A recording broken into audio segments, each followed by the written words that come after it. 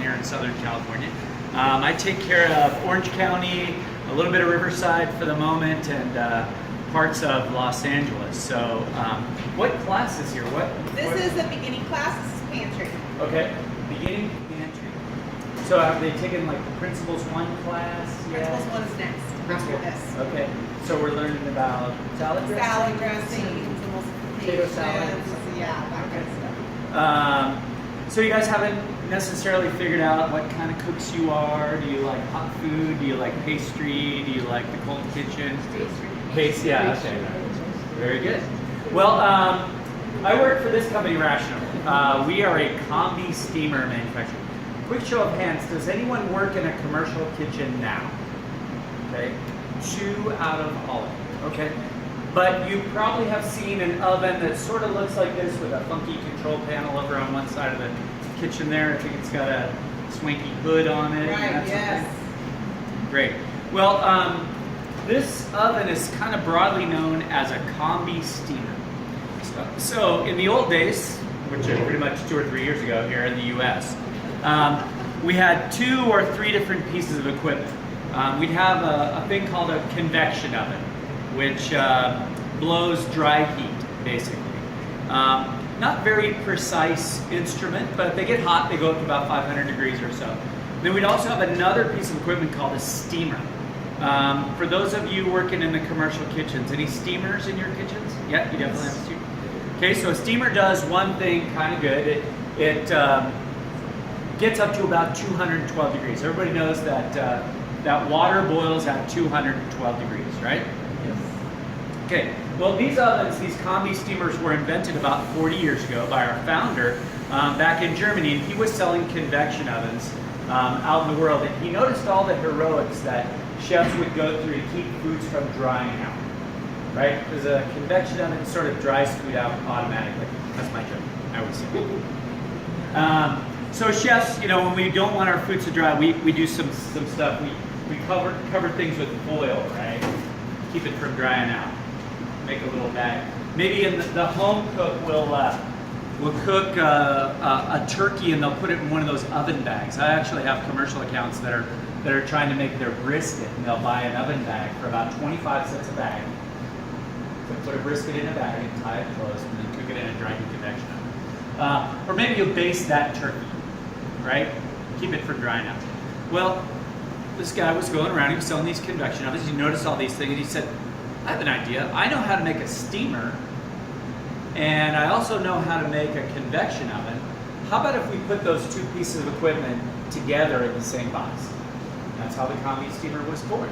Like I said, about 40 years ago in Germany. So, you know, our factory's right down the street from BMW. They're kind of an engineering company, and we're the same. And we thought about how we make heat and steam, and we wanted to be really precise about it, right? For a rational guy, a 325 degree oven should really be 325. It shouldn't be some kind of vague approximation of 325. It should be actually 325 degrees. And it shouldn't matter if I'm using this oven or that oven around the corner, big one, little one, gas, electric. They should all be pretty precisely similar to one another. And that's what we've accomplished over the years. And they're really powerful ovens too. So who's ever gotten a steam burn? Steamer users. Oh yeah. Steam burn? It's pretty gnarly, right? Steam is amazing. It's a very energy efficient way to transmit heat energy.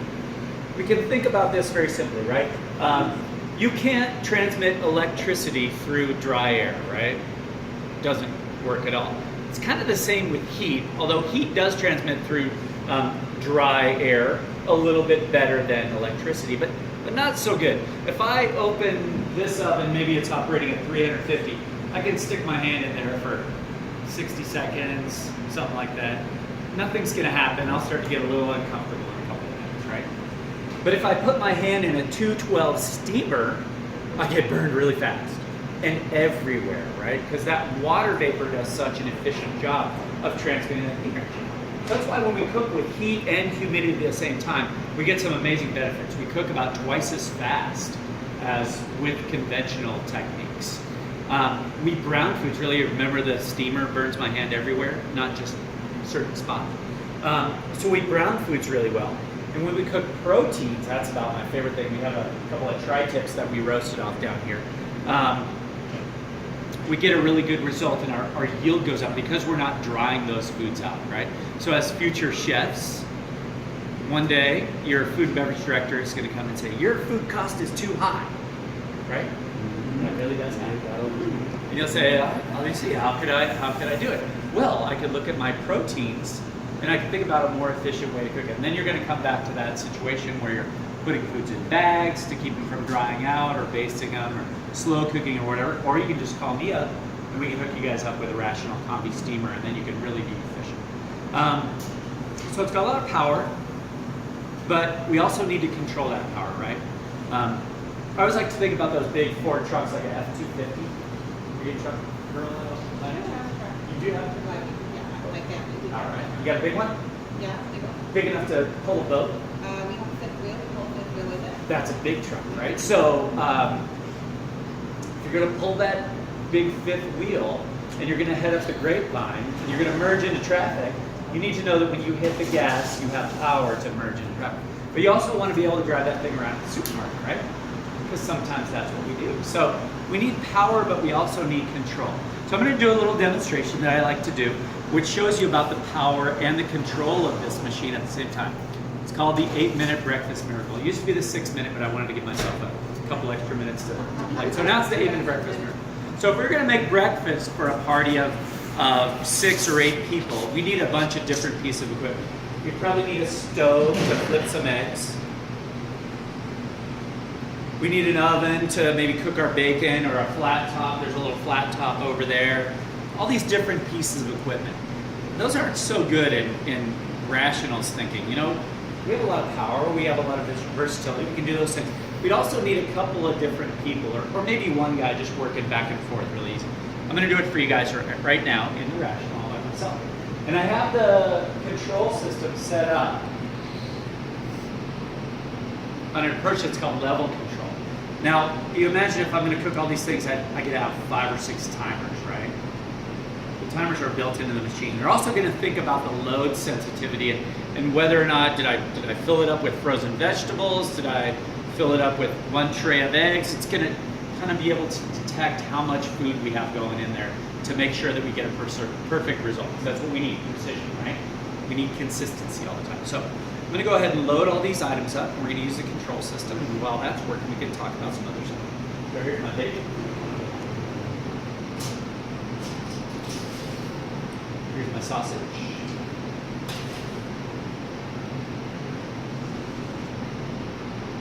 Here are my eggs.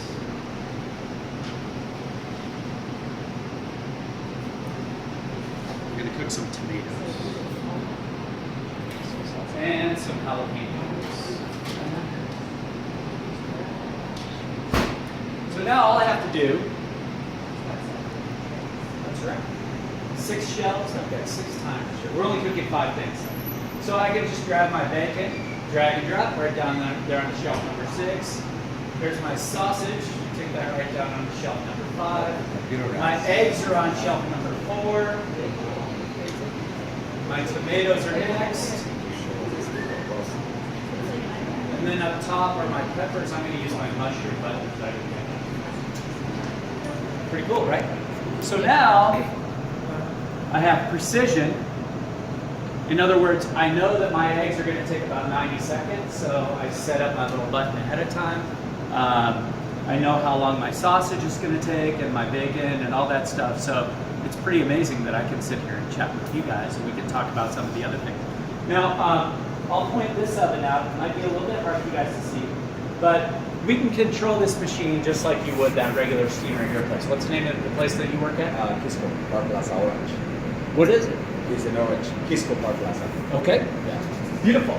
So if I want to control this machine just like that regular steamer, I can do it. Oh, you can see there's a lot of steam coming out. I can cook by time or by internal temperature. It's got a core temperature probe. So I can just grab this guy. can stick it into one of the pieces of meat or whatever I'm cooking.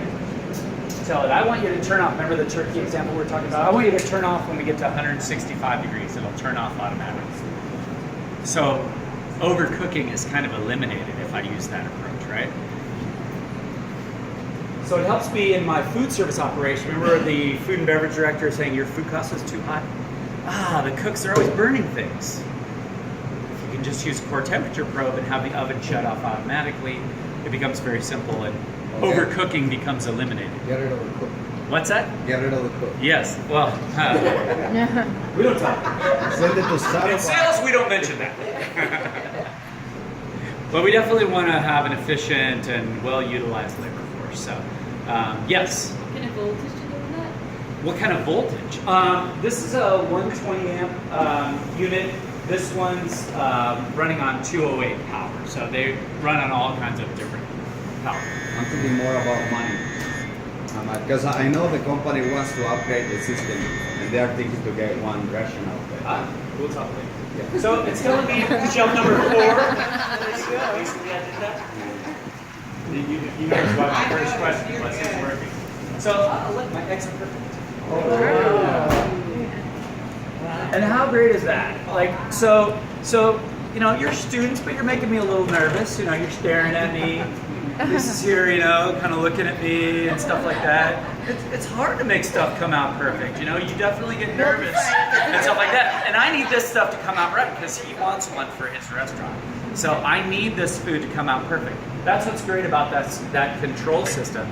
It makes it easy for me to get a perfect result no matter what. So now, all I have to do, so you can see my yolks are still moving a little bit. Can you guys see that? If I cooked them maybe 15 seconds less, we might have a sunny side up side over here. I've done this a few times, so as they sit there, they're going to turn beautiful and yellow. But the whites are perfect too. Now, this is kind of a fun demonstration. You know, it's the breakfast miracle. We wouldn't cook eggs a la minute. You guys know that expression, a la minute? So we wouldn't cook eggs a la minute out in the world using this approach. It's kind of, I like to think of it as a culinary trick shot. You know, it's sort of fun, but not a real world application. The bacon and the sausage and the tomatoes and all that stuff, definitely. And I have customers that do this kind of approach if they have some banquet production that they have to do. Maybe they have to do 200 eggs like this for some Benedicts or for a buffet or, you know, whatever you could imagine. It makes it really easy to get a lot of production done in a short amount of time. My egg pan is a little sticky. I think your egg pans you want to refrain from using like too much hot water and soap. So there's our eggs ready to go. It's nice using this system. I could just take a quick look back, and because I have a status bar just like you have on your cell phone when it's downloading a file on your computer, it makes it really easy for me to get a quick visual on where I am. For example, I can see that my peppers only have about 15 seconds left. So what's nice about this is when I was an apprentice, I went through the ACF apprenticeship program, went to Orange Coast College, and my chef would always ask me when I was in the apprenticeship program, he would say, how many things are you doing right now? And I would have to have a good answer for him. I would have to say, I'm doing 4 things. I'm defrosting the chicken, you know, I'm browning some peppers. You can see the beautiful color we got on that, right? I'm browning some peppers. I'm braising some pot roast. I'm smoking something in the smoker. So the chef would always ask me, how many things am I doing? And I always have to have this list going in my head. Because in food service operations, we can't afford to have you doing one thing at a time. It kills our labor. So that's the other thing that the food and beverage director is going to say. Your labor cost is out of whack.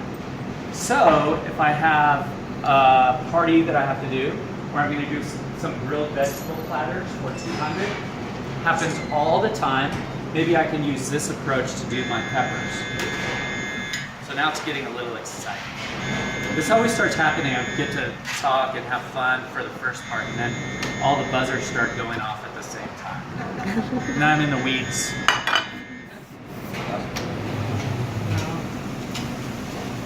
So my sausages are done. My bacon's got about 45 seconds. What if I said, oh, you know what, those look great, but I want a little bit more fire on those. You know, this is the real world, just like you guys are gonna be cooking in. I can just drop those in there, back onto shelf number 5, drag my sausage button down there, and give it a quick little adjustment and say, I just want another minute and a half of time on there. You know, just to tighten those up a little bit, just like we normally do. In the kitchen, you're doing 5 things at the same time. You're always doing a bunch of stuff, so we have to be ready to accept whatever kind of changes come at us, because there's always variables. Somebody says, I ordered medium, but I want my steak medium well, or whatever it is. So you have to be able to adapt to those changes. So, like I said, when the chef says, how many things are you doing at the same time? It's really great, because even when cooking breakfast and doing this sort of thing, I can make sure that I'm still cooking stuff simultaneously. How's my bacon? Perfect. And so that's 6 minutes bacon, which in the real world, in a dry heat convection oven, 15, something like that. 15, exactly. Now, I got really lucky today. Bacon's tough to cook. You know, it's a natural thing. The pork belly, you know, it's this long. It's got a thick part and a thin part. You know, these things are all being machine sliced, so we have to be careful. You know, are the pieces all the same size? This came out perfect. So in your case, when you get out there into the world, you might want to adjust that time a little bit, and this machine makes it really easy.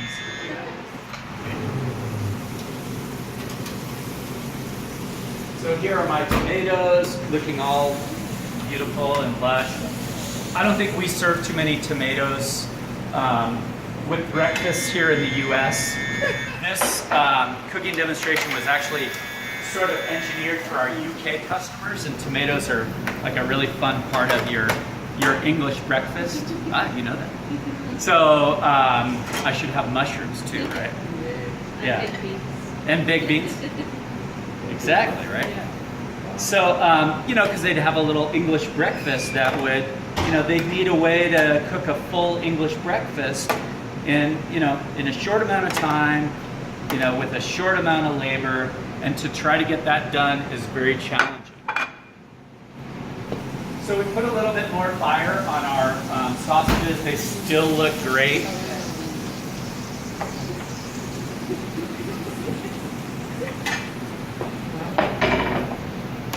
And so that's the power and the precision, right? I can't cook bacon in 6 minutes, opening the door, closing the door, and doing all that stuff at the same time without the power.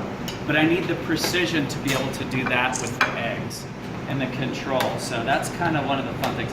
Now the machine that you guys have at school has this exact same capability. I could walk in there today and program that thing in about 5 minutes and do this exact same demonstration, and I'd probably be using kind of the identical settings. So would love to chat with you all more about that, if I can come and do a demonstration at school.